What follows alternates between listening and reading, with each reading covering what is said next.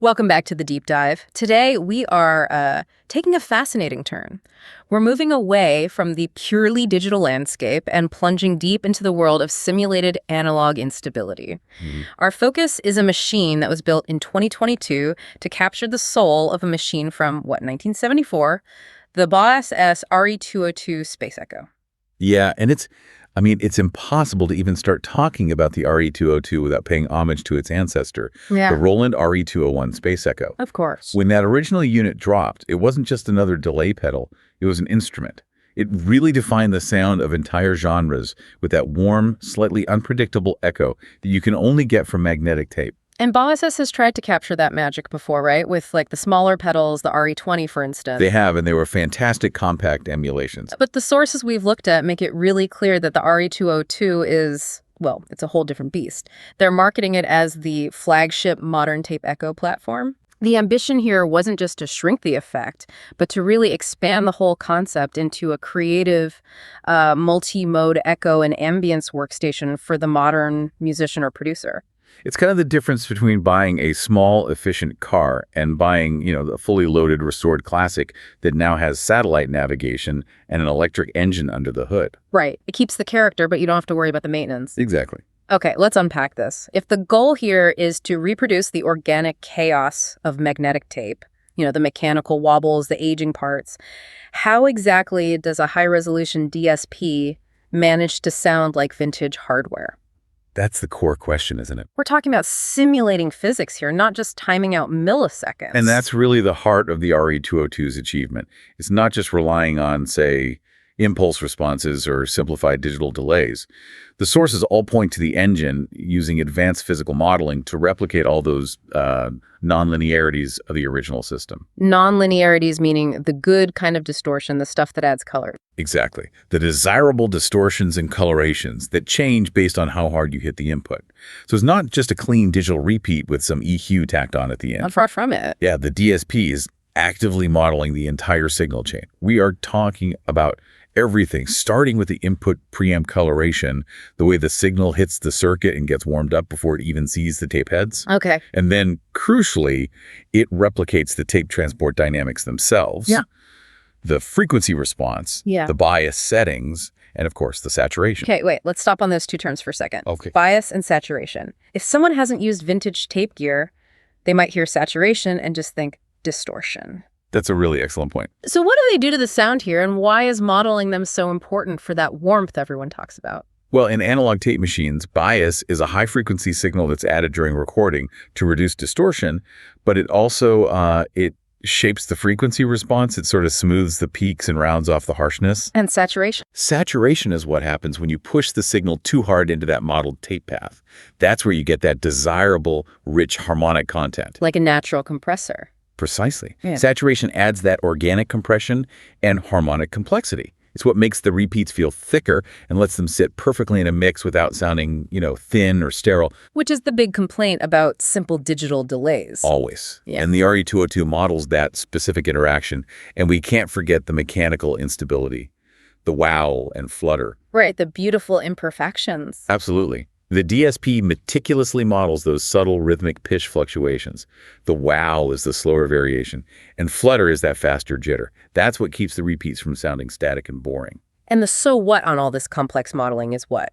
Better quality. It's that it's all processed at a high internal resolution, so you get all the sonic benefits of that vintage decay and warmth, but none of the operational headaches. No hiss, no mechanical failures, just the good stuff. That brings us to the controls, which are wonderfully tape-centric. You have your repeat rate, which is basically simulating the tape speed. Yep, a slow rate gives you longer delays. A fast rate gives you that classic slapback. And this rate is both tunable, like on the original, but also, and this is huge, it's tap synced. Or MIDI synced. A massive modern benefit. You can lock all that analog-style chaos perfectly to your project tempo. Then there's the intensity knob, which is the feedback. The sources noted that if you crank it, you get that glorious musical self-oscillation. Oh, yeah. It just takes off, creating these amazing textural drones and swells, just like the old RE-201. And having a dedicated saturation knob is key, too. You can decide exactly how much of that magnetic friction you want. Right. From just a little warmth to a really aggressive harmonic drive. Plus, having dedicated bass and treble controls just for the echo repeats is an enormous tool for mixing. Now, if that was all about nailing the historical sound, here's where it gets really interesting. This is where the RE202 becomes a modern instrument in its own right. And the biggest feature here is the tape age control. This is a game changer. It's not just one tape sound, it's a condition selector. It fundamentally changes the character of the entire modeled system. You're basically choosing how old and worn out your virtual tape loop is. Exactly. And that choice affects everything. The flutter, the high frequencies, the saturation, everything. So let's detail those three settings because the range here is just monumental. You start with new. This is your fresh out-of-the-box tape loop.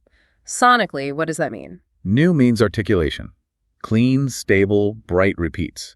Very little noise, very stable pitch.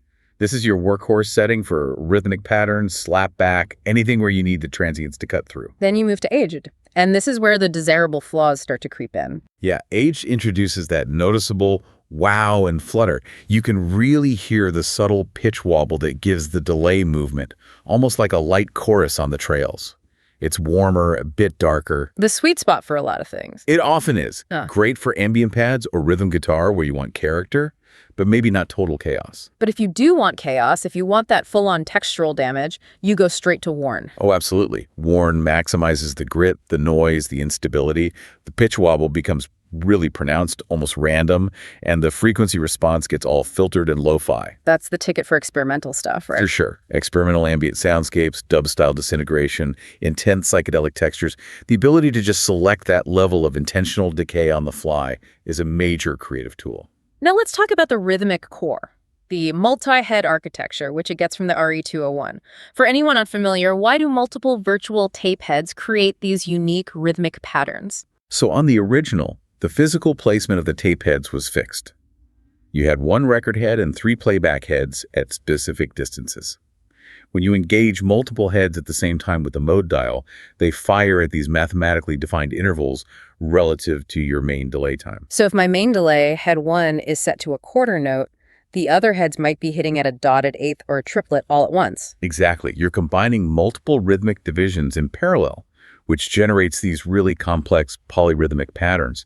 It can sound like 2 or 3 different delays running at once.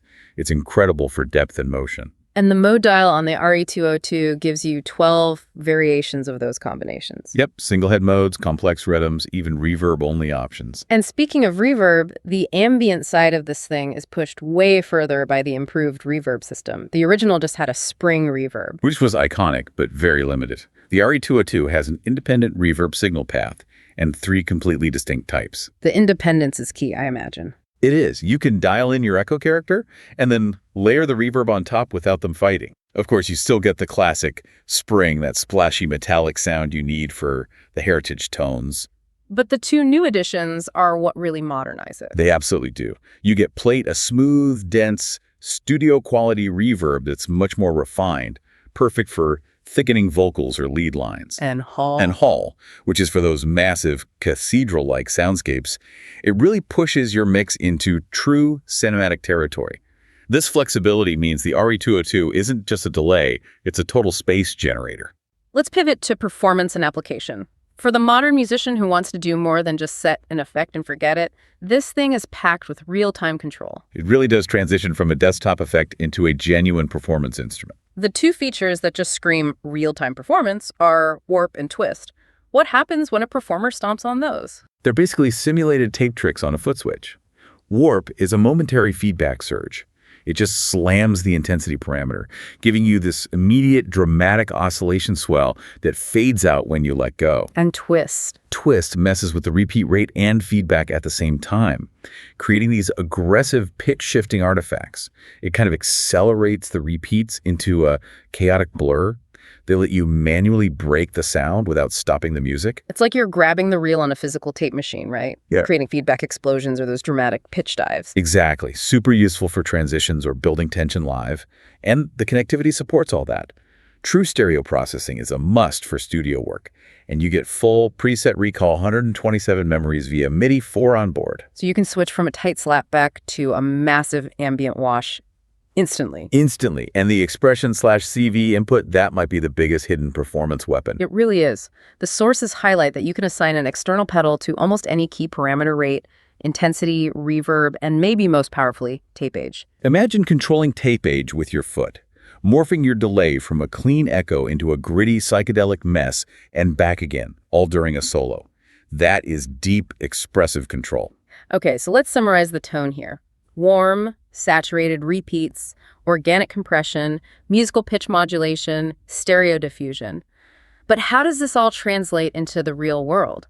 The sources gave us 5 clear applications. What's fascinating here is how the versatility really justifies that workstation label. So scenario 1 is the bread and butter, Yeah. classic tape echo. This is your rockabilly, your jazz, your 70s rock sound. Right. You want warm trails, maybe the age tape setting for character, but you need it to sit back in the mix and not overpower everything. Scenario 2 moves into texture, ambient sound fields. Yeah, for this, you use the independent reverb. You combine a slow, high-intensity echo with the hall reverb, dial in the Warren setting for lots of flutter.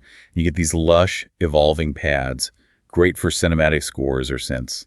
3 is the experimental zone, psychedelic and experimental. This is where you crank everything. Use those warp and twist effects to trigger rhythmic chaos and unstable, oscillating feedback loops. Think shoegaze textures or dub effects. 4th is the crucial studio and recording application, and this is not just for guitar. Not at all. It's used heavily as a studio effect, running vocals, drum loops, synths, whatever, through the modeled preamp just for the tape saturation and compression, without even using the delay. It's a dedicated character box. And finally, the modern necessity, modern rhythmic delay. This is where you use MIDI or tap tempo sync. You leverage those complex polyrhythmic head patterns to create interwoven delays that lock perfectly to the track's tempo, giving you complexity and depth without it sounding messy. Moving into our final assessment, let's look at the main takeaways. The pros seem pretty clear. Oh, they are. A deeply expressive engine, true stereo operation, and that massive sonic range from the independent echo and reverb controls. And of course, the tape age selector. It's studio-grade sound in a pedal. And modern features like warp and twist and the preset and MIDI support make it a viable centerpiece for any rig. But we should talk about the practical considerations. It's a significant piece of gear. Right, the sources did note the larger footprint. This isn't a mini pedal you can just squeeze onto a crowded board. And there is a real learning curve. I mean, with this many parameters, it's not a simple 3-knob delay. If you just want a basic echo, this might be overkill. You really have to want to dig in and use the MIDI, the CV, the tape age functions to get your money's worth. And there's the philosophical point. While the modeling is exceptionally deep, there's no physical tape. The chaos is modeled. It's not generated by actual mechanical wear. For 99% of people, that's a huge benefit, no maintenance. But for the purists, it's worth noting. And to place it in context, the original RE201 shaped everything from dub and reggae to shoegaze. The RE202 maintains that legacy not just by copying it, but by elevating it. I think the RE202 is the ultimate evolution of the space echo concept. It captures the soul of the original, but adds all this modern digital flexibility. It's powerful in the studio, flexible live, and just deeply expressive. So what does this all mean? It means that the Bias-S RE202 showcases this fascinating technological paradox. You have a highly refined, high-resolution DSP engine whose main goal is to simulate chaos and decay all the grit and wobble of a failing tape machine. Right. Given that specific, detailed modeling of instability, that wow and flutter, and the dedicated warn mode, it raises a bigger question.